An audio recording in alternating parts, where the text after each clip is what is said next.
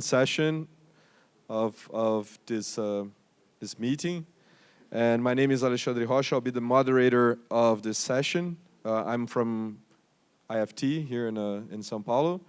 And we have a slight change of program. So Gustavo Wiederhecker is going to talk first about, so Gustavo is from Unicamp, and he's heading a very important initiative by FAPESP, which is probably going to talk about. So Gustavo, you have 5 minutes. Okay, thank you all for inviting me over. I'm going to try to do a 5-minute version of what's going on here in São Paulo and perhaps a bit on Brazil. If you want to see specific details, if you type on YouTube, you're going to find tons of talks about this, so let me dive into it. You're probably tired of this map at this point. This is a 2020 version. This was the first version of it, showing that at the time there was a $21 billion public funding investment around the world in quantum technologies. And what strikes us in the context of this particular event is the fact that, with the exception of Australia, no other global South country is listed here, right? So if you look, however, on the research output of the top 25 countries, according to Scopus SAIFR platform, which defines a set of search terms for quantum technologies in the period from 2014 to 2025, Brazil is listed at 25, okay? And you may wonder, how can you get in 21st position if you get $0 investment, right? That's sort of a miracle, because if you divide by 0, you diverge. So of course, that's not the whole story, but just to put in perspective, Australia, which is another global South country listed here, is in the position 13, with estimated investment back then of 130 million US dollars. So if you look some other numbers on how this community is growing over the years, we see that on the left here, it shows most Latin American countries here, including Mexico and Canada for contrasting, and how the number of publications evolved in this period. And you can see Brazil in green here follows sort of the same slope of Australia and Canada. Canada is a bit higher up here. And if you compare to other countries like Argentina, Chile, and they are a little bit below here, but there's also been a growth in the field. And if you map that into the top leading economies in this area, China is certainly the first one, ahead of the United States by almost a factor 2. But if you look at Spain, Germany, and France, they are within the same order of magnitude of the production that happens here in South America. So we are not far by that much. I'd like to share as well this map that shows how this looks like in Brazil. So this sort of shows the number of publications geographically distributed. And you see, of course, the southeast in Brazil has a dominant production, but you're also seeing a lot of contributions coming from the northeast. Now from the north, this is mostly Natal, Physics Institute, and now even some points popping out in the north, the very north, in the Amazon region. And if you look at the growth, it's also interesting because this gives absolute numbers, but you look at the growth, the largest growth institutions in quantum technologies are in the northeast. This is UFAL, Federal de Alagoas, and this is Federal de Goiás. So we have a scenario where we've been expanding, right? So the outcome of that result that Liliana showed us earlier, the INCT and the other human resources initiatives in Brazil have sort of the seeds sowed, right? And they've been delivering results elsewhere. So we have sort of a non-localized distribution of researchers across the country contributing to the field. Again, going back to the $0 question, this is not a $0 investment. Liliana pointed this out. I'm not going to list each one, but it started in 2001, Instituto do Millennium, and went all the way through the last version of the National Institute of Quantum Science and Technology, which was launched in 2016. But in meanwhile, there were also other local initiatives like the ones from the São Paulo State Research Foundation that supported the growth in this field. So where we sit now, we now have this program called Quantum Technologies Initiative, led by FAPESP. And what we did so far, it started last year. We kicked off with a Young Researcher Award. We learned that this was probably the most important thing to do, try to bring back a few of the researchers that were doing their postdocs abroad. And we hired 5 $1 million US startup grants for these researchers. We've been trying to expand interstate partnerships. I put a question mark here because really this is a long effort that I don't know if it's ever coming out. But we've been fighting for it. You know, FAPER have gone through a lot of changes recently. It's a Rio de Janeiro State Research Foundation. But this is solid now, so it's going to be announced in the 1st of June. Is a call for proposals to build a quantum research networks in the state of São Paulo. There will be 2 $10 million US highs projects approved if there are enough candidates for this. And this is one effort to strengthen the São Paulo quantum research community in the next couple years. Rodrigo is here today, but we also had other researchers hired in this process. Abilson Fritsch, looking into condensates and ion traps. Hans Flores, looking into magnetometers. Looking into quantum communications with spatial modes. Rafael Barros, also at the University of São Paulo campus. And at Unicamp, Simon Silva, looking into single photon sources based on 3.5s. So just to wrap up on numbers, so you can have a perspective of how big we are right now. So FAPESP, these are all physics projects funded in São Paulo State. It's about 190 million US highs, okay, currently funded. Mostly regular research grants in terms of number, mostly thematic research grants in terms of funding. This does not include the recent awards I just mentioned. So 30 million reais is a significant percentage, okay, of this effort.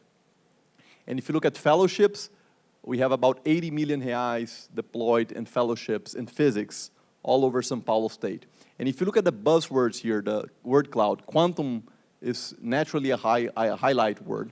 So we believe that the initiative with the proposed investments can make a really big steer in this community.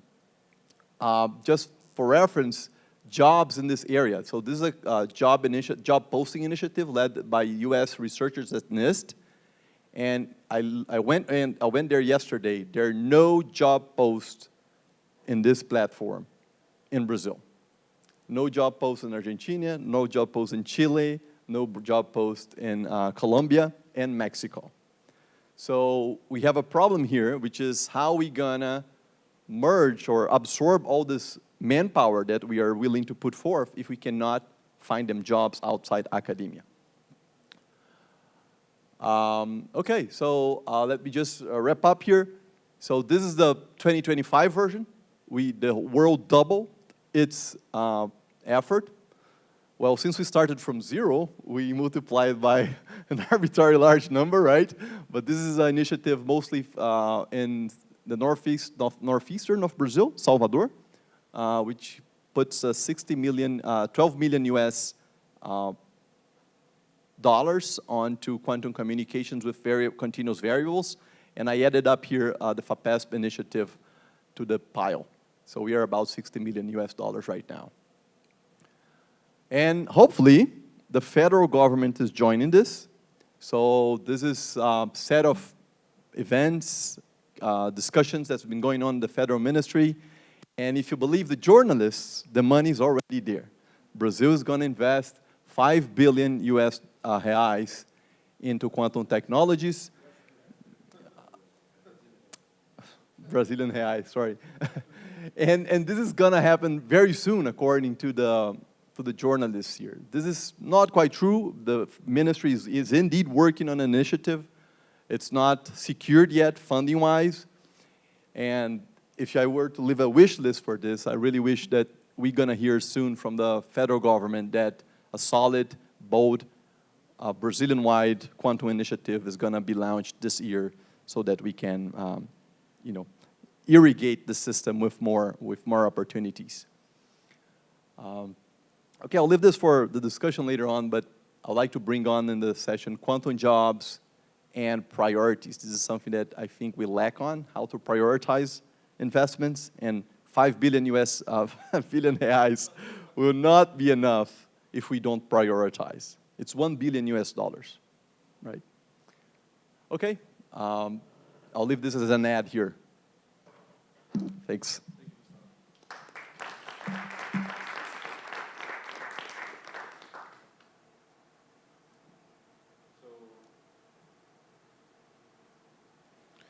So we move on to the next speaker, who is Olival Jr. from Federal da Bahia.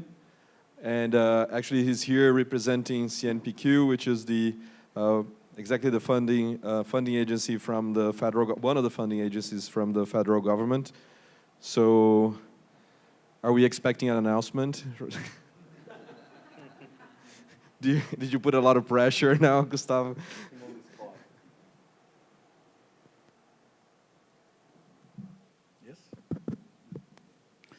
So, good morning, everybody. Thank you for the invitation. I have a short talk, as you have suggested, just 5 minutes. I didn't prepare slides. And the main message of this short talk, I would say that it concerns funding and it concerns projects. In which concerns funding, I would say that we are not so bad as this 0, and you corrected after that. But funding has not been enough for the huge challenge related to the current quantum technologies project. But I think that in addition to the not enough funding, we have a big problem because we do not have a clear national project setting priorities, subjects, and the tasks. I think that these are our 2 challenges. I will just say a few words about each one. About funding, Gustavo said that since 2000, we have a number of initiatives related to the Institute of the Millennium and after the National Institute of Technologies. We also had in 2022 and 2023 at least 3 calls at the CNPq related to fellowships and research. The full numbers, the total of these 3 it arrives to 34 millions of Brazilian reals. Then we had recently a number of initiatives that we are still waiting for the final results to have a clear-cut situation. We had the call for repatriation of Brazilian scientists. That's the final result is coming in the next few weeks. Then we need to see what kind of scientists are come back to Brazil to see if there are some people related to the field of quantum technology. I know that at least a few ones are in this list. Then we had the call for networks among Brazilian scientists based abroad and the Brazilian teams in Brazil. This call, we had already the final result. I know that at least one of the winners was led, it is related to Marcelo Terra at the Unicamp. I didn't check if we have other teams that had won this call. And then we had the national call for the INCTs. That we hope to have the final result in the end of June. And as we have just a preliminary result, and as we are fighting, struggling to enlarge this preliminary list, I don't want to make or to present figures or numbers related to the preliminary results. Then I can say that we have some funding, and I also I do not like this kind of comparison, Gustavo, because we have some national peculiarities, some bad, other I don't know if bad, but in this the international comparison, you include salaries, you include investments in facilities, and so on. And in the Brazilian tradition, salaries does not appear when you discuss what is the funding for some area. But no doubt, I think that it's not enough. If you compare and if you have an impressionist view about the comparison with other countries, these numbers are not enough for the challenge related to the quantum technology. I had no doubt about this. Okay, we had the expectations of this announcement in June. I'm not the person to make this announcement. I'm also on this expectation. But we know that the main source for this funding came from the FNDCT, which is nowadays the main source for funding science in Brazil. And in the next few weeks, I would say that the game related to the FNDCT is being set for the next 2 or 3 or 4 years, at least. We had these important improvements that the FNDCT cannot be blocked. Then the huge challenge is to make a plan. Now, my final word is that, first, the lack of this plan. I think that we, if we consider the quantum technologies challenge, we were some overshadowed by the discussion about AI in Brazil. Because if you take the press, when the government, the federal government changed, the new government, immediately in the press and then in the government, attentions were focused on the AI. A huge discussion that we are behind, we need to catch up. And then the discussion about quantum technologies went to a kind of side place. We had in 2024 this working group that you are part, Luis is also part this, I am participating by the CNPq, and we expect that this plan can bring not only an indication about funding, but mainly an indication about what is the Brazilian project for the National Quantum Initiative. Because I have no doubt that we had problems of setting priorities. We had seen in the discussion of this working group that we have no clear indication about the role of training new people, attracting people from abroad, fellowships for people abroad, what topics we need to concentrate. For instance, we were not able to answer in this group the question raised by Paulo about what should be the focus of the Brazilian initiative. I think that this is a very important part because if we have funding, some funding, but we have no clear idea what are our priorities, I think that we may spare our scarce resources. That's all for my initial presentation. Thank you very much.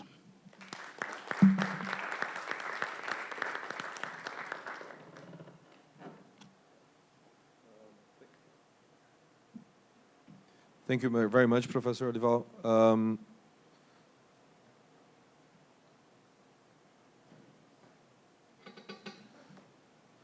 So we move away from the research or the university and the federal government sector and move to the private sector. So we have a representative here from the businesses, who is Marcelo Abreu, which is a company representing Venturus, and he will talk a little bit about that, and obviously, you know, the point of view of the private sector to quantum technologies.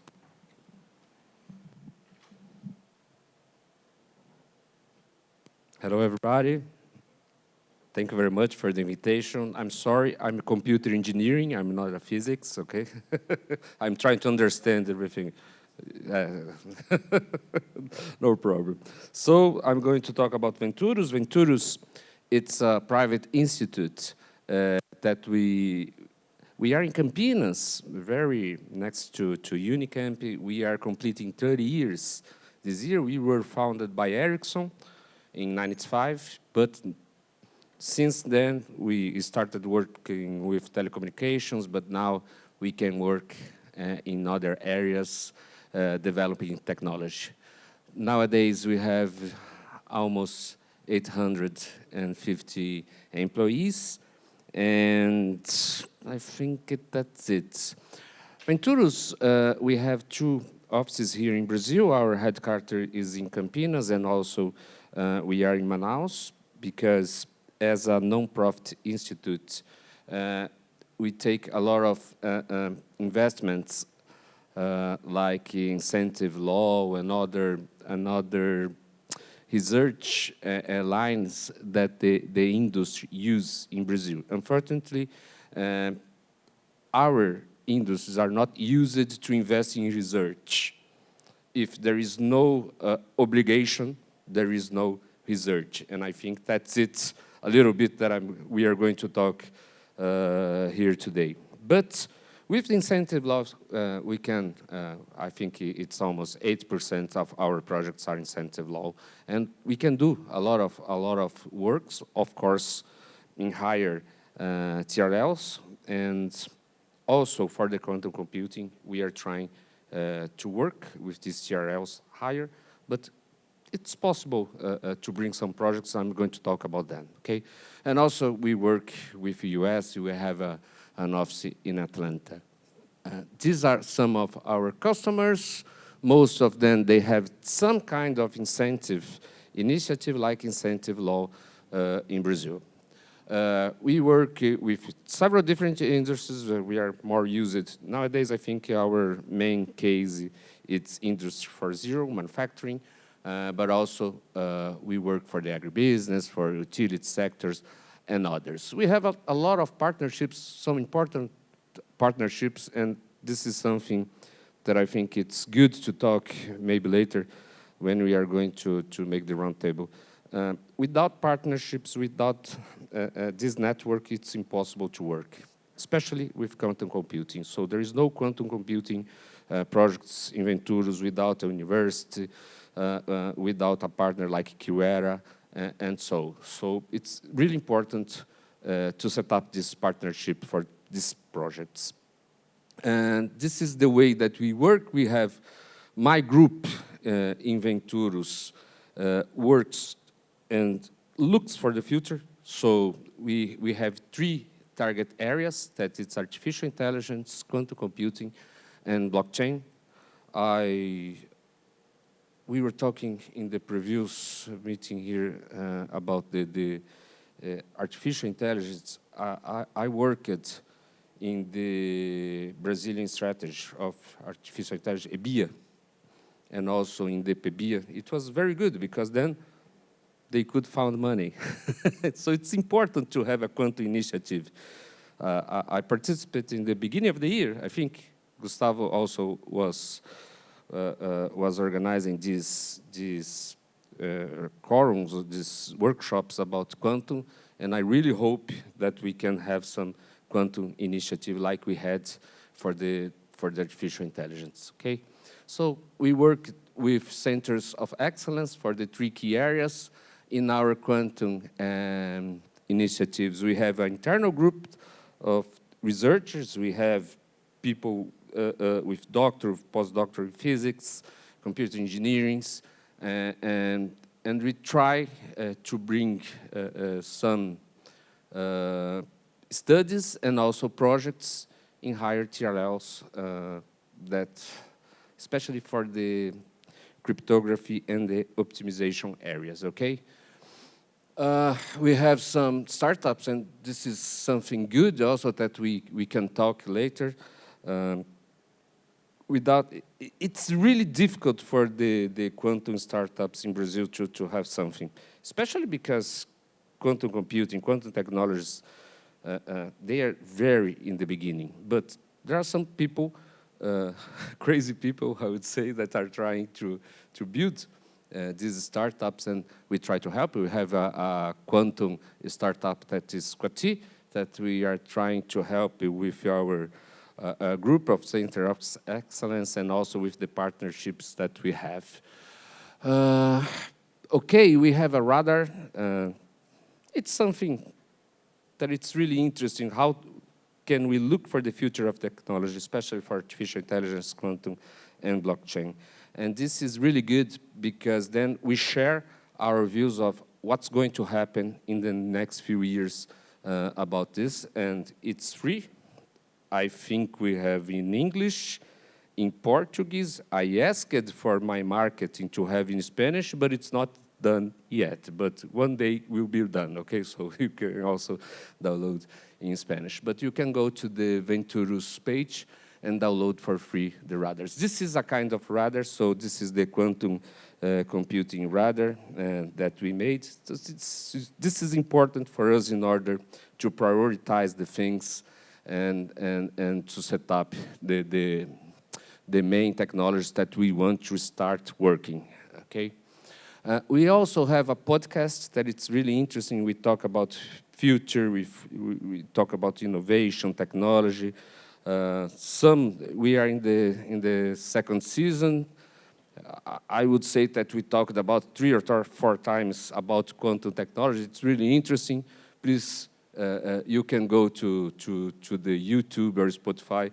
It's really nice. It's not so complex, so we try to talk with technology so everybody can understand. But it's good when people start to listen about technology and future, especially something very new like quantum computing.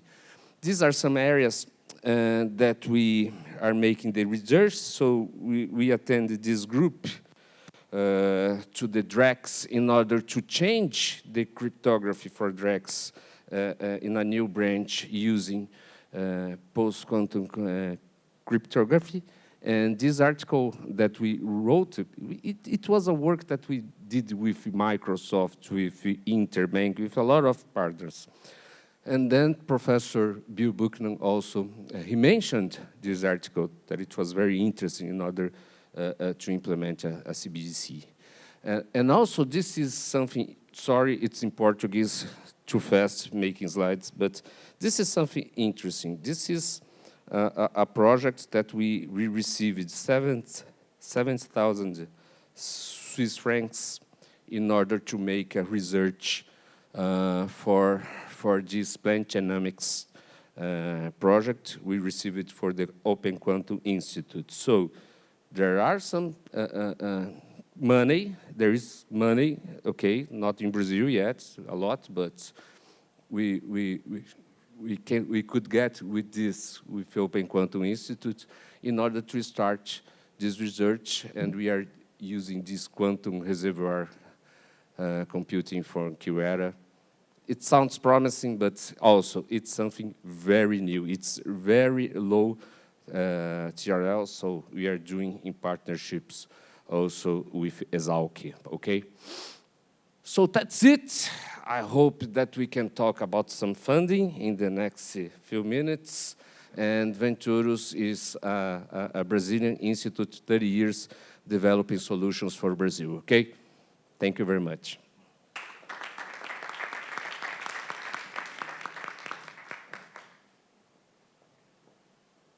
Thank you very much. So we finish the talks with a talk by Professor Paulo Nussenzveig, who is the Dean of Research at the University of São Paulo.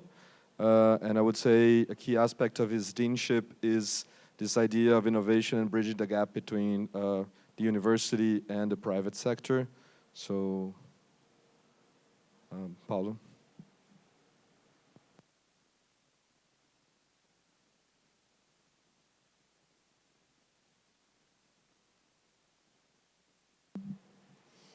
Okay, well, thank you. Still good morning. So I'm very pleased to see the people who spoke before me, the initiatives that are going on, especially the one at FAPESP, which is now implemented after a long time of preparation and a lot of studies. And also the general picture of the situation in Brazil in terms of the research, the diversity of research, and the fact that it's spread out through the country, which is also something very important. I have a beautiful picture here of Trancoso, and this is just to represent that it's a new wave in quantum technologies that we have. So let's surf this wave. There's a lot of excitement. I should also remind everybody that we're here because this is 100 years of the formulation of Heisenberg's version of quantum theory, and we are moving much beyond just the science, but getting into a lot of technology. So there's a lot of excitement, and this is not the kind of scientific journal that we are used to. The Economist, this is an issue from March 2017. A lot of different aspects of quantum technologies then. I just want to mention one quote that I love from this, and which is still very much applicable. The odds are good. A lot of development is underway. The goods are odd. It's really building on the strangeness of quantum science in order to develop meaningful technologies. So we've already seen this map today by Gustavo. I actually, this picture is from his slide, which he was kind enough to share with me. I just want to point out that when he said that it was 0, I was recently with Araceli Veganes Gomes, who is the founder of Wiederhecker, and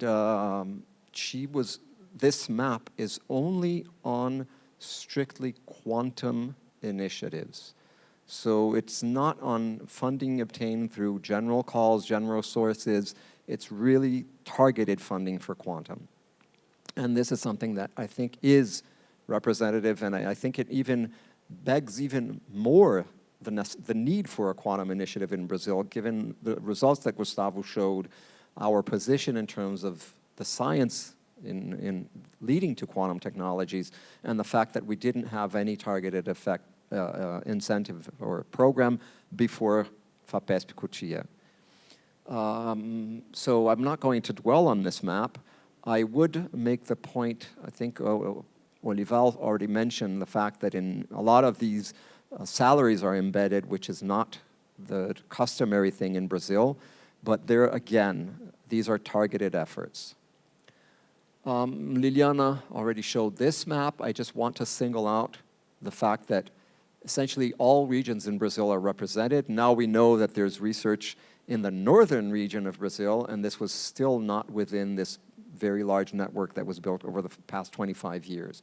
Just to mention something that I think is also important and is complementary to what I mentioned in my intervention before. If you look here, now, is there a pointer here? Yeah. Essentially, all these different techniques are mastered in Brazil. So basically everything that is used in quantum technologies these days, we have somebody or some groups working on those things in Brazil. So the science is there. The one thing we don't have, and you won't find here, are ion traps. And thus, I think it's extremely important that we have an ion trap facility in the region. And it's one of the technologies that we have to master, that we have to follow on.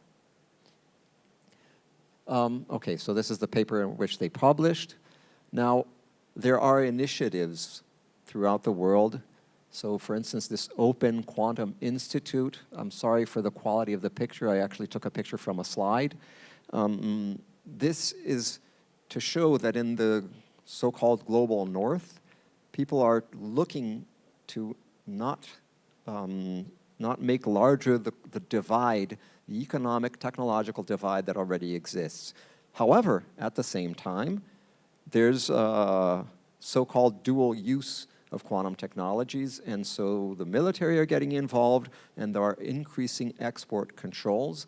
This is another picture that I took on my phone. This was at a meeting in the Netherlands, and as you can see, are you aware of export controls in the quantum domain? And there are a list of different topics that are subject to export control regulations. So yeah, we need quantum initiatives in this region in order to be able to develop and not be completely behind. What should we focus on? How do we build a quantum initiative? How do we build any initiative? This is extracted in part from the Australian Quantum Initiative, and it has 4 different areas. So definitely we need focus, and that's one of my points. We need to build on our strengths, enhance the quantum technologies that take into account R&D strengths, focus on viable technologies, and therefore focus on things that we can see the country benefiting from and having investments in. Capability, assess industry capabilities. We fortunately just heard of a few of these industry capabilities. Collaboration, local, international levels, and readiness, and this is one of the things that we need the most. We just heard about the lack of postdocs and the desperate need for more engineers in this field. So this, in end of April, I was at a meeting in Madrid, and the Spanish Quantum Initiative was launched. So just to give you an idea of what they are looking into, they're looking into quantum enterprises, industry, looking into algorithms, make Spain a reference in quantum communications, quantum sensing, metrology, post-quantum information sharing, look into strengthening infrastructure, investigation and talent, and having an ecosystem which should be coordinated and a leader within the European Union. Now, there are a lot of strategic objectives, and just to give an idea, this is what they expect to invest over the next 5 years. So if we look at the numbers that Gustavo mentioned, they're not very different from what the Brazilian government would be considering now, except that this has already been announced. It's in place. For now, the Brazilian government is just talk. Okay, so this is also something that is being considered by the OECD. They have a global forum on technology and an expert focus group specifically on quantum technologies. They're concerned with developing best practices, policies that go in line with much of OECD policy, and they already have a similar initiative on AI. And so this is an ongoing effort. I want to tell you a little bit about what Alexandre mentioned. I've been learning over the past 3.5 years in terms of fostering innovation. And this is something that I think is lacking in most of our strategic planning in Brazil. I even hesitate to use the word strategic when it comes to planning in Brazil. We are all speaking of fostering an ecosystem. There are people who study how ecosystems are fostered, how we understand how we are supposed to feed ecosystems. This group at MIT, at the Sloan School of Management, has a systematic approach, and I find it extremely instructive. It can be pictured as this pyramid here. So you begin from foundational institutions such as rule of law, stable regulations and things like that, which we obviously have in Brazil and in the region, definitely in Argentina right now. Two pillars, which are considered to be the twin engines of innovation capacity and entrepreneurial capacity. With these twin engines, you can look at the comparative advantages that you have in your region and thus take full advantage of this capacity and reach impact, which is the purpose of innovation. Innovation is a process that takes ideas from inception to impact. That's the definition, that's MIT's definition, that's the definition that we hold also at the University of São Paulo. Let me look into these two things here, ICAP and ECAP.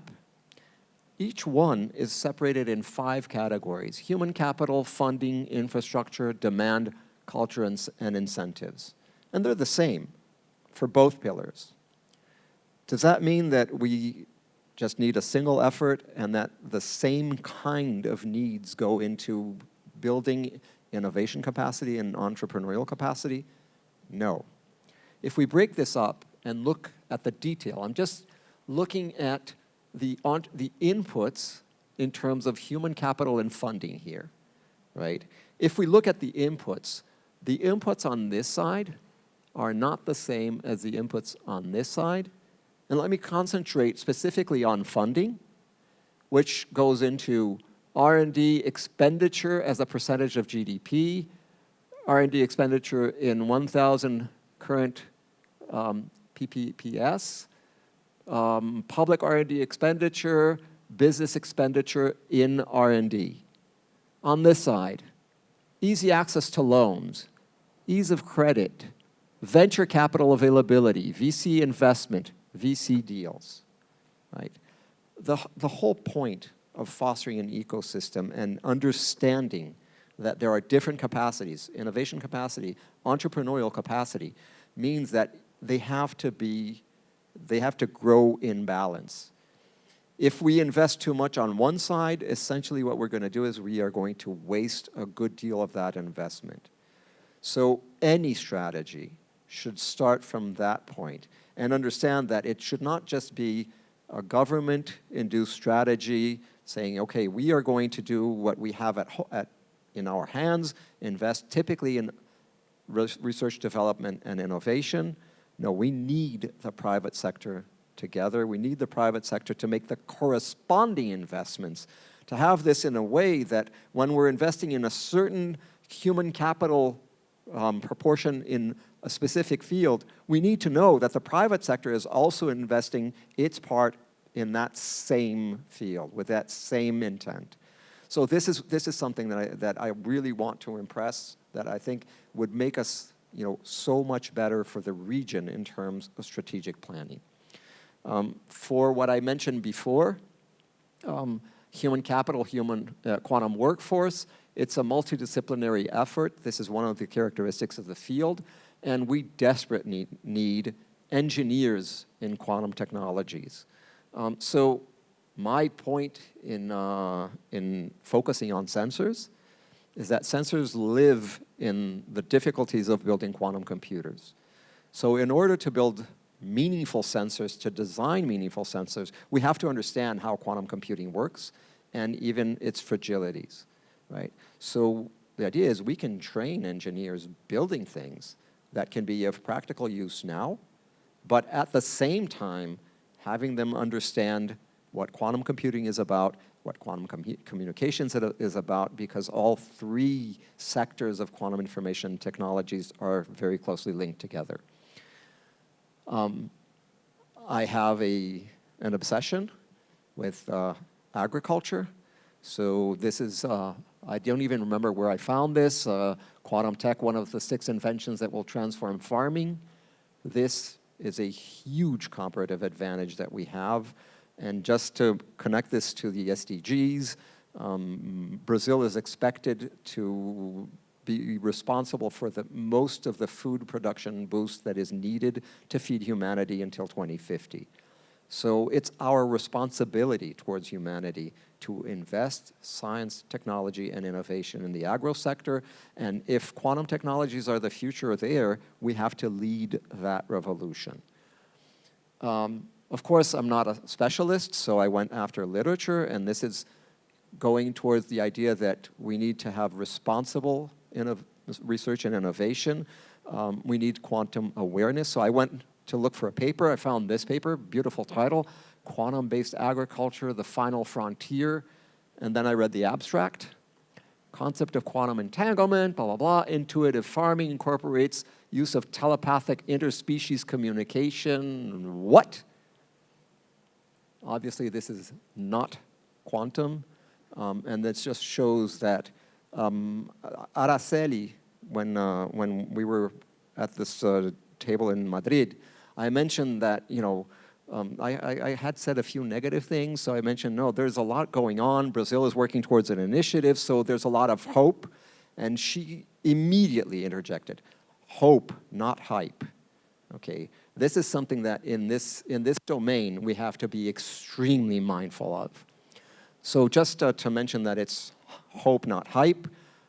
First generation quantum technology, Embrapa Instrumentação gave rise to this spin-off, Agrorobotica, and this product, Aglibs, which they use to quantify carbon absorbed in soil.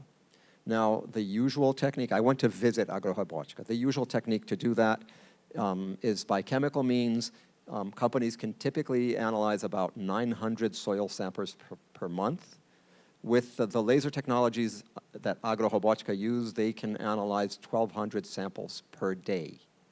So this is a huge leap forward.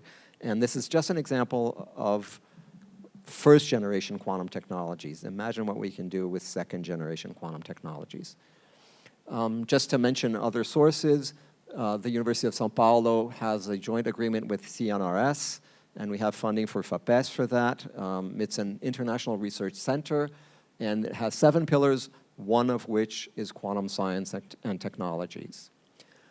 We submitted a proposal to FAPES, which is not within the 150 million of CUTIA, to have a research, innovation, and dissemination center. The results should be announced this Friday. So we are extremely anxious. You can see I'm trembling a little bit because I'm nervous. It's under evaluation.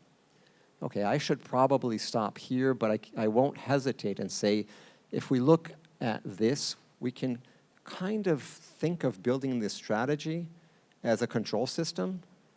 We have 10 actuators, 5 on each side, and we want to make something useful of it. It's a complex system.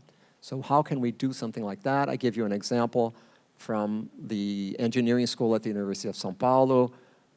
This is a movie of what they're doing with these actuators and sensors, and you can see what they can write on the surface of the water as interference with waves. So yeah, we can do a lot of interesting things. Thank you.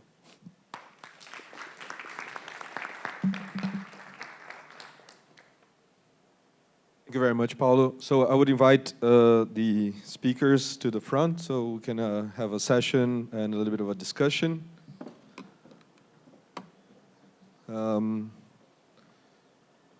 So I'll open to the audience here and also the audience in Zoom if we have any questions from there. I would like to start by asking a question. So Paulo, Gustavo, I don't know if anybody else was here, was at the March meeting this year. Besides the sessions on quantum technologies, we could see a lot of focus on the exhibition hall. So it seems that companies have taken on the idea of quantum technologies. However, at the same time, we have a budget that is on the US Senate, which is cutting the NSF funding by about half. So I wanted to ask you, I mean, what's your feeling about, this shift, or at least this shift in the U.S. government towards, not funding science in general, and quantum technologies in particular, and how do you think this will influence, the region and the rest of the world as well? You can decide who starts, I guess.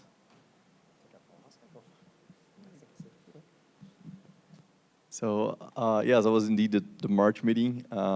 It's funny to be there, right, in this particular one, because it gave me the impression that the only science physicists care about is quantum right now. It's been really a boost, and also the booths, right, the company booths reveal that, right? All the companies are selling quantum control systems, cryogenics, all the hardware needed for quantum. And at the same time, you've seen people really anxious about what the federal government is doing. And unfortunately, people are not very comfortable about saying that out loud, right? Which is even more concerning, but you can talk to people in the halls, in the coffee breaks, and you feel the concern that they are about what's going on with the funding level and the selection of who is eligible, right, for funding in the U.S. right now. But I'd like to extend that that this is not only the U.S., right? So when we talk about quantum embargo, I mean, Paulo showed this picture from the Netherlands.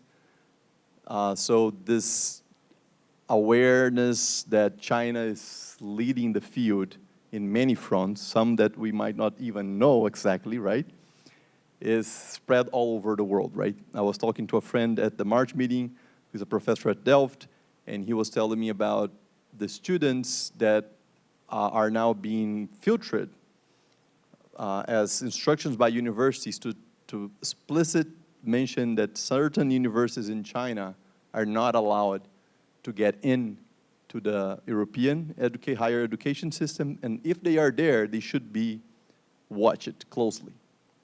So I think this goes around the sense that not only funding in the U.S. has been scarce or selected recently, but also that the students are being filtered, and we've been seeing recent developments of that over the last few weeks, right?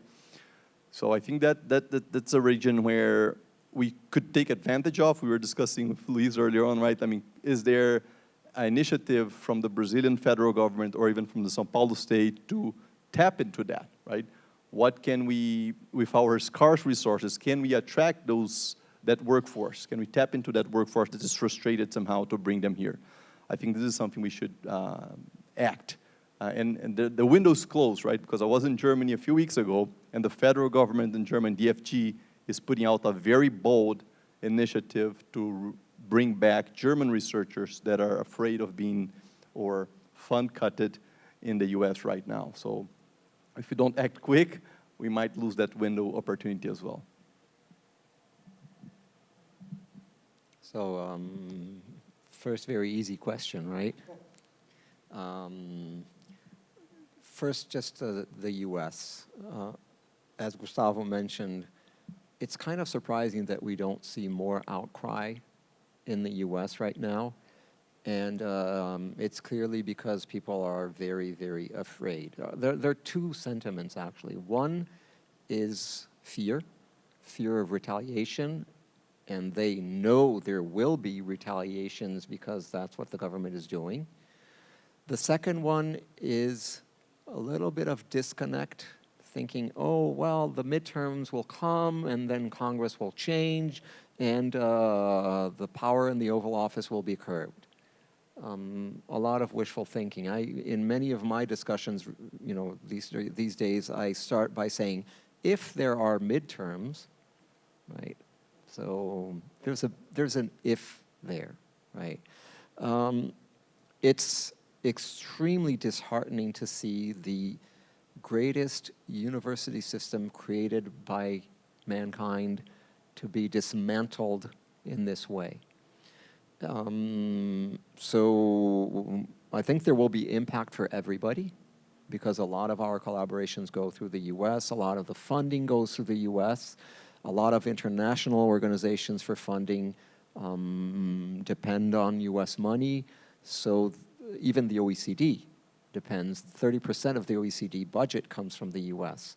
So they are not at liberty to make, you know, very independent analyses of what's going on in economic terms because of this. So there will definitely be consequences. Now, getting into the second part that Gustavo said about the opportunities, FAPESP launched at least 2 initiatives to bring back researchers from abroad, one targeting young researchers, the other one for more experienced researchers to build, to have thematic projects here without having a permanent position at a university in the state of São Paulo. These are possibilities, these are things that can help. The University of São Paulo is, if bureaucracy helps, we are trying to launch an initiative to bring visiting professors from the US for the summer period, in which they usually don't have salaries. I know this is definitely not going to show anywhere. I can say that we thought in conceiving this that we should also look specifically for people working in DEI and bring them here and give them a safe haven to pursue intellectual endeavors. I have to say, on a personal level, I was born in the US. My father went there while the situation was pretty bad here and was not able to come back because of the military regime that was installed here. So no freedom for thought.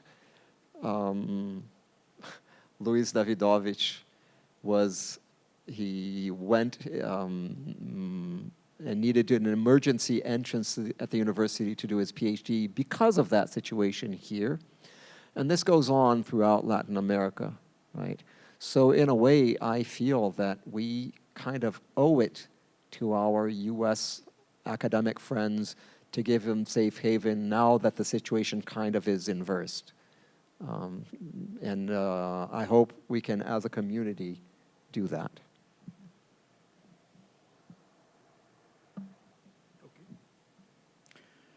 Maybe I can add 2 things about the issue. The first one, I would say that technological and scientific blockage in the domain of quantum technology is not new. And even some countries where we had in the past good scientific relations, which is the case of France, we knew that proposal of collaboration between CAPES and COFECUB was blocked in France because the current French laws just prevent any collaboration which may weaken the economic and the military capabilities of France. And they think that quantum technologies falls in one of these items. And then the proposal from the French side was just blocked. So no doubt we have a delicate situation nowadays. The second thing I would like to tell is that there is a window of opportunity in the relation with American, Argentina scientists, yes, but I think that we need to be careful and wiser in this initiative. Here I just tell 1 or 2 things in a personal point of view, because we are discussing this in the federal government. As you have seen, there were some declarations, including by Luciano Santos, the Minister of Science and Technology, in the sense of attracting a scientist from the US and Argentina from Brazil. And from my point of view, we needed to do this, but we need to do this with in a more careful and wiser manner. In what sense careful? This is a diplomatic initiative. We cannot do this only based on CNPq, CAPES, and so on. This is not this is different if one university or a state agency takes the initiative. But when the federal government takes an initiative, for instance, it arrived on my table a proposal in this sense, and the open paragraph said that the situation in the US is bad, the Trump government, etc.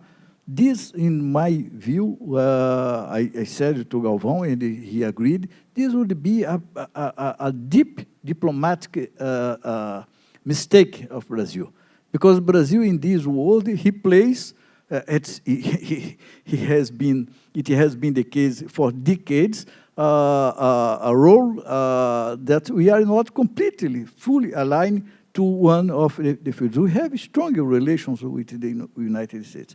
We are not a small country behind China or Russia. So we need to do, but we need to do in a clever manner. It was so I rewrote the proposal, and my proposal was that the Casa Civil in the government called the Itamaraty to discuss with us this initiative. This is the first point of view. In the second point of view, we need some intelligence about what kind of senior scientists, American or Brazilians or Argentina, want to come to Brazil. Because we do not have this at the moment. We opened this call for repatriation of Brazilian scientists without good information about who were and where they were these Brazilian scientists. Now, if you speak about a senior scientist, we need to have some, I would say, intelligence, information. I used to remember that the most important repatriation this country did, it was in 1970. It was when the minister, I forgot his name, but under the orders of the President Gustavo Médici, brought back to Brazil the group led by Sérgio Porto. And this was an operation which was based on some information and some project from the government. I would say that at this moment, we lack this kind of information. And this information is important. Why this information is important? I give you one example. One thing is to make a call, an open call. Okay, we need to do this. But for instance, it arrived to our information, the information that there are 7 Brazilian scientists working in the United States in certain field of biological and biomedical science who want to come back, the full team, to Brazil, to a certain place in Brazil. If this is the case, this is not a case to be dealt in an open call. This is kind of a government decision to bring this group. But this information is sound, this information is good information. That's what I call, we need some intelligence. We need some information about what really are the Brazilian and American scientists who are considering the possibility to spend time or just to move on a permanent manner to Brazil. Thank you.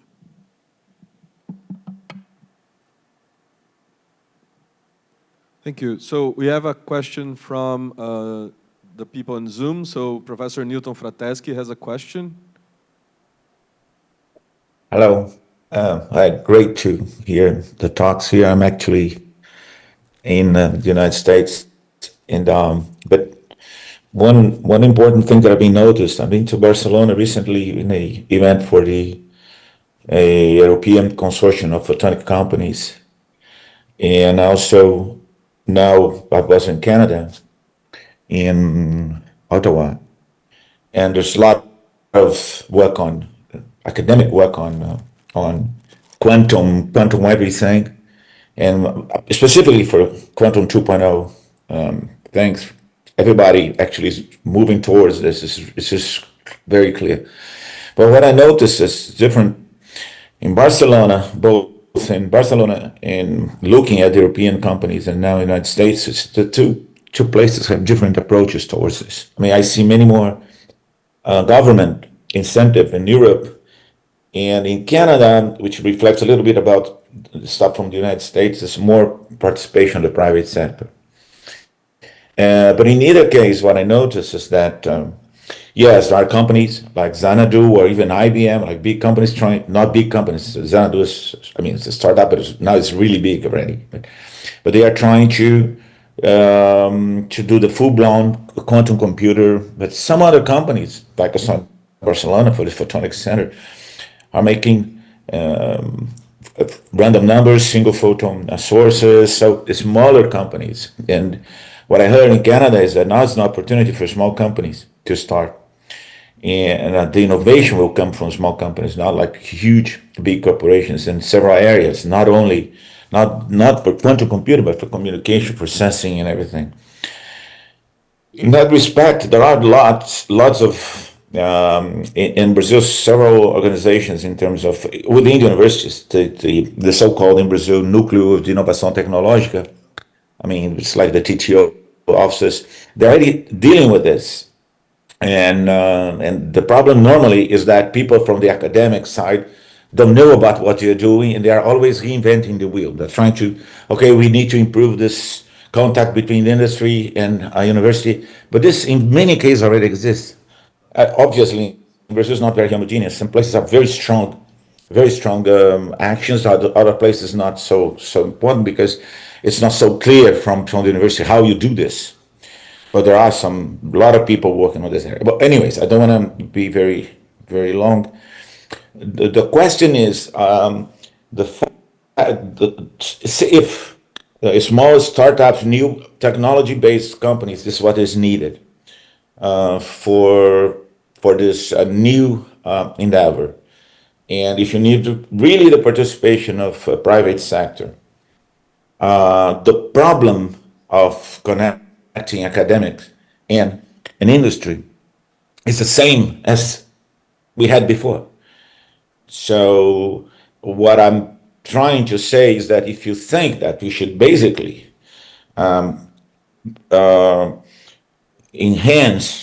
increase this type of action inside the university, showing the students that the path to become a professor is one of the possible paths, but other paths can also be important. Bring the entrepreneurship in the agenda of the education, and then give some strength to this TTO offices, such that they can act better in terms of this connection between small companies, creating small companies for the open innovation, and then create new solutions for any cases, and even basics mature, because Quantum 2.0 will not stand on itself. It needs to be on top of something else, even Quantum 1.0. So my question is, I believe that how much we know in terms of what is going on in terms of technology transferring between universities and industry. And I know there's lots going on in biology, in agriculture. So it's just all a matter of uniting and not trying to creating a new structure for this. So I truly believe that we need to, again, enhance these activities and bring it to the agenda one extra emerging technology, which is the quantum 2.0. Not trying to invent a new way of doing that. And we do have a problem if you compare to Europe and Brazil. That is, it's more like government driven, like Europe, but it has much less money. And we don't have the VCs taking risks as much as in the United States. So we have this problem. So the only way I can see is that we become part of the world, and VCs from some other places may believe that the small companies can actually invest on new companies. But the problem about investing in new companies, we need to have students that are not only thinking about becoming a university professor, and yes, they are thinking about starting a new company, and how much support we are willing to do for this. And that's my question. How much we truly want the students to go and try to start a new business and hire new students instead of only publishing a new paper and whatever and try to become a professor. So so finally, I know one thing is we need to put strength on the structures that already do tech transfers in universities. You need to organize them better. Some of them work very well, I must say. Unicamp, I think, works very well. USP also. Second, how we can bring the students from the academics area to tell them that, look, 90% of you won't become a university professors, and the only choice that they have if they are not becoming a university professor is to go overseas to work in a company. So, how we change this? I mean, how can we, from our side, from the academic side, start thinking that that's what's needed, or you agree that that's what we needed? So sorry for the long question, but that's my thought about the process. Thank you very much. So I'll let Marcelo start with this. Yeah. So how do you headhunt students or graduates? Thanks for the easy question, Professor Newton. Good to see you.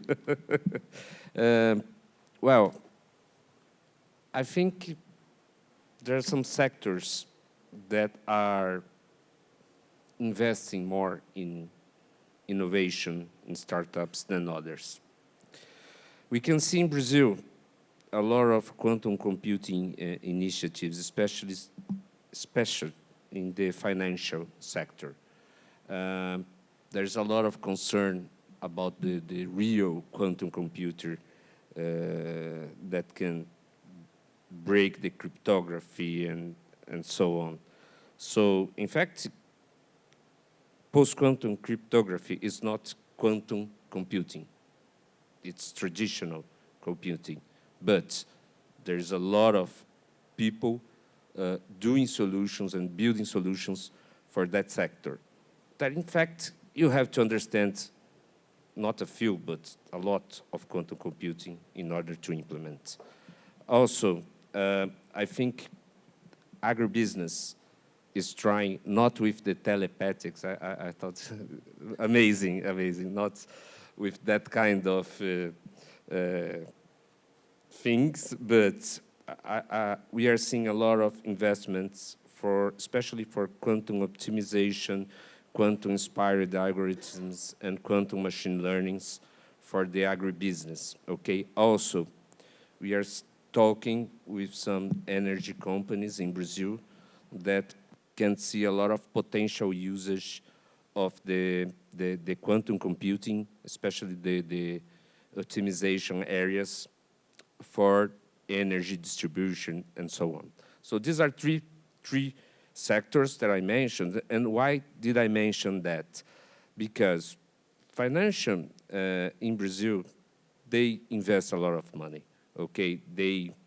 Maybe it's some sectors that are more putting money in, risk money in pre-series kind of startups that have more an idea than a solution. Agribusiness, I think it's Brazil, unfortunately or fortunately, I don't know, has this traditional, and I think also not only Brazil, Argentina, and other South American countries have this tradition in agribusiness, but we can see a lot of Chinese investments in agribusiness. So if we don't invest also in technology for agribusiness, what I know is that in 10, maybe 20 years, maybe we cannot be leaders if we don't invest in technology also. So it's an important sector, okay? So these sectors, I think they are very important. There are some public money coming in order to have more research in Brazil. So there is a specific open call from FINEP and BNDES in order to bring centers of excellence to Brazil. And this can be some good initiatives also for some companies that are in the deep tech areas, that are investing in quantum computing and other areas, to bring these centers to Brazil, because there will be public money in order to invest. It's not non-refundable, but it's a good money for sure. And we can see some initiatives also from from FAPESP and others, like PIP FAPESP can also help. But I don't think it's for a quantum computing startup, it's enough money, but it's some kind of money.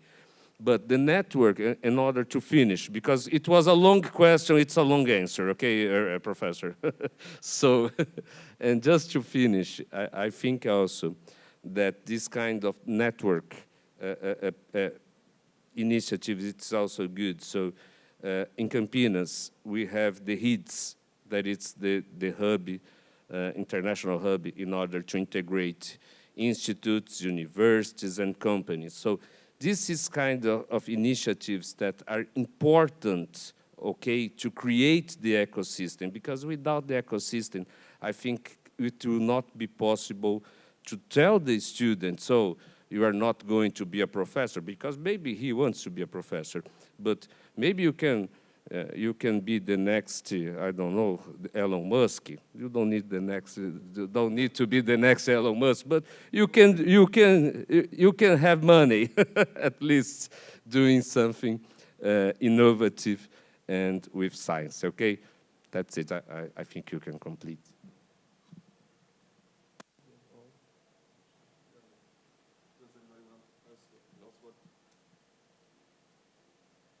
Does anybody else want to add something? No? Okay, so we move on. Here we have a question, Leandro.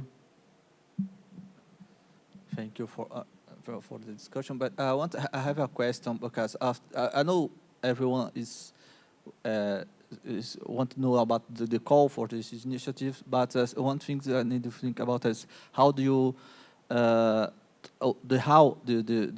spend the money and have the goals for to have this quantum community. Remember, I think it's the National Quantum Initiative in the United States. They have some goals or suggestions to create some graduate course or undergraduate courses in quantum engineering. I think that, I don't know if it's a goal or a suggestion to create the new human resource to have this kind of the new community to implement and to create enterprise and create companies. So this is one thing about, it's not only the money, the course, but how the policies include in these quantum initiatives. So how do you see, or you see this new kind of course we can create, and also you can relate it in physics, the number of students is decreasing along the years in the undergraduate courses, the undergraduate, graduate courses. So how you can create a new course to compete with physics, and how the numbers are decreasing. So how you can solve this? How you can have the solution for this kind of problem? We have not one problem. We have a lot of problems because of this human resource, right? So this is kind of. Let me make a quick start, and maybe Paulo can follow up on that. But this is something that has been suggested. So one of these workshops that Olival was mentioning, one of the topics that was brought in was, whether it's necessary to create a new quantum engineering course. I must say there are people that support it at the full level, like indeed creating a new graduate course. Some people are more reluctant to that and say, oh, well, what we need is just to create an additional set of flexibility in the current existing courses, so that you allow engineers to tap into quantum technologies without creating the whole infrastructure necessary for that. For example, University of São Paulo, in particular, this was an initiative put forward by Benhur Viana Borges at the Escola de Engenharia de São Carlos. They create a certificate on quantum technologies that allow the engineer students to get a few credits extra in the physics department, and for that they get an extra certificate that allows them to tell anyone that they have expertise on quantum techs. So this is one route. The other one that has been suggested is to create grad school level fast track courses to speed up the background on quantum techs. And this has been happening at several places. I must say, PUC-Rio is one of them. I know there are a couple professors there involved in delivering these courses. Natal, Rafael Chaves is also leading some of that in the Northeast and other places, just to give an example. But, so this is, I think, boils down to Olival's point as well, like, do really need to put a lot of effort in creating that. And I just put a criticism that was brought by one of the persons attending this, Amir Caldeira. He was like, well, if you want to talk about interdisciplinary, first thing you need is the disciplines. So at the point that you start spreading out interdisciplinary bus and you don't have the core competencies, what you're talking about? So you need to make sure that we get engineers. And the point you raised last, like we having a drain of engineering attendance in courses. So if you don't have those, what's the point of creating interdisciplinary work? So just spice there that, we need to take care of the base as well. Otherwise, there's no point in interexchanging knowledge, right? If there is no knowledge at the base to start off. So that's it. I'm going to try and add briefly. I don't believe in very early specialization in undergraduate studies. I think this is a bad move by universities, and it goes against the principle of the universities, which is in the name, being more universal. Having said that, we need to improve the background that the engineers get in quantum science training in the current engineering schools in Brazil. This is something that I've interacted with engineers that were not quantum engineers, were electrical computer engineers, whatever, in other places, and a lot of times they know more quantum physics than some of our physics students. So that's the whole point. We need to improve that kind of training. Again, having said that, I visited a very interesting startup in New York City that put together a quantum network using the existing facilities, the existing infrastructure, and they were able to show performance that is amazing. I saw the kind of equipment they have, and it's a lot of what engineers do, optimization. They know how to optimize things, even if they are not, extremely solid on the foundations. They will optimize your hardware. They will optimize your application once they understand what it's meant for. So having people that are working on these problems is most likely the best way. I think I wanted to address a little bit of what Newton said, because this is a kind of a recent idea, and it's a recent idea, but based on not recent thinking. One of the problems we have in Brazil is that we are very risk averse as a country. If you look at the rankings for investment in technology in the world, we're in the top. We're one of the countries that most invests in technology in the world. But if you look at the rankings for innovation, we're near the bottom. Why is that? Because our companies buy, products that are ready and are typically from abroad. What's the risk? No, you buy something that is working, right? So you're investing in already developed technology. There are a lot of reasons for us to be risk averse: the economy, interest rates, and things like that. But the thing is, we are risk averse. So we need to find the niches in which we can afford to take the risk because there is high gain to be obtained. What does that mean in terms of universities? Well, one of the things we have to teach our students is the entrepreneurial mindset. It doesn't mean that we now want a huge majority of students that graduate from our universities to become entrepreneurs, but we have to teach them the entrepreneurial mindset. And one of the main things in the entrepreneurial mindset is taking risks. So recently with colleagues at a meeting at MIT, with a colleague from Latvia, another one from Peru, we are planning to create a new discipline for undergraduate students called Failure 101, right? And the idea is it's going to be experimental, based on projects, and the students have to have something which is bold, something which is, it has to be an honest failure, right? Most likely they are going to fail. What happens if by chance they succeed in their first attempt? They get another project. So they learn that they need to fail in order to go ahead and develop this entrepreneurial mindset. Failure is an integral part of any kind of research and innovation, and we need our students to get used to that, especially when they're so young that they can afford to be silly, they can afford to make, mistakes and things like that. When you're older, you're more conservative, you're afraid. When you're younger, you have to be bold, you have to be, ready to embrace failure. Okay, so I have a question for Gustavo, actually. During your presentation, you presented the 5, let's say, researchers that were selected for this initiative. One was Rodrigo. I noticed that all of them were experimentalists.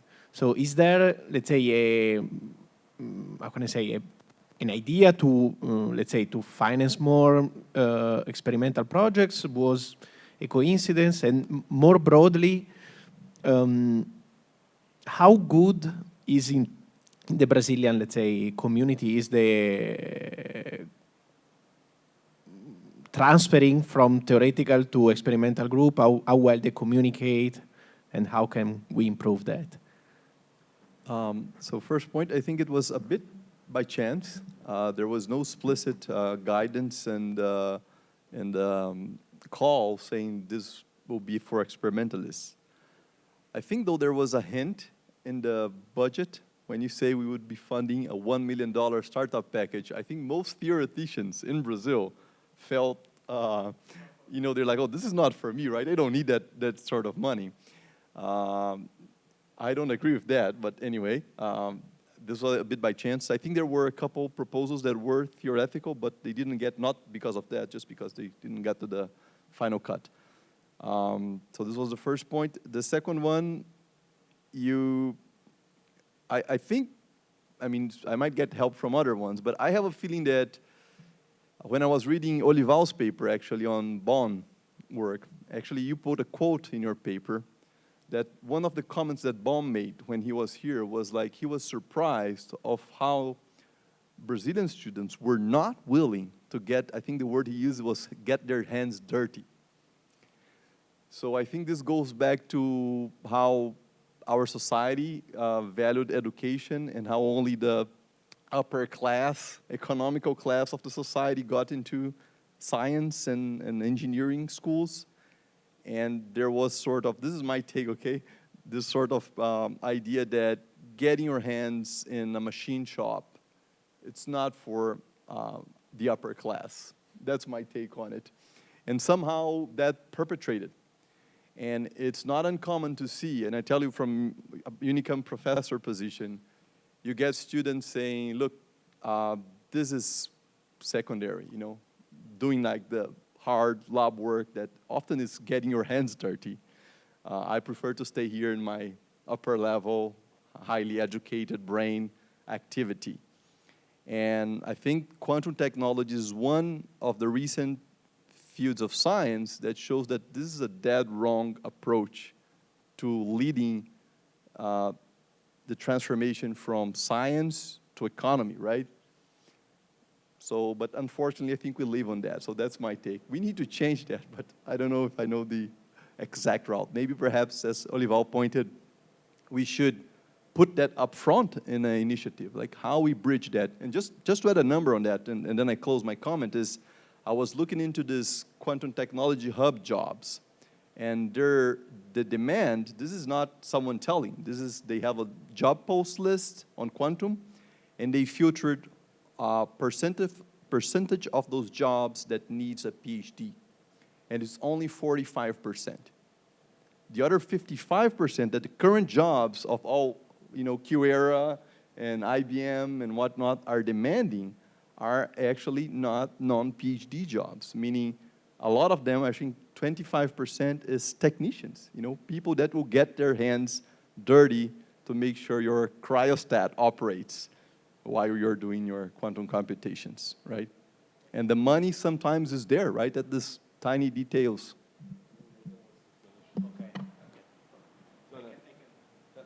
Okay, so do you want to add something, or Well, I was gonna I mean- finish the session because we're running. Yeah, just late. comment. I don't think it's cultural. I think it's that in the U.S. people do experiments because they can make 3 times as much money when they graduate. I mean, it's not cultural. It's here the industry doesn't give you that opportunity. But in the U.S., people they start in theory and they go to experiment because they want to get a job afterwards. That's the reason. Well, let me just make a comment. I went into the field of quantum optics because there's a lot of interaction between theory and experiment. So that's what attracted me the most, that the theorists knew about the experiments, the experimentalists knew the theory.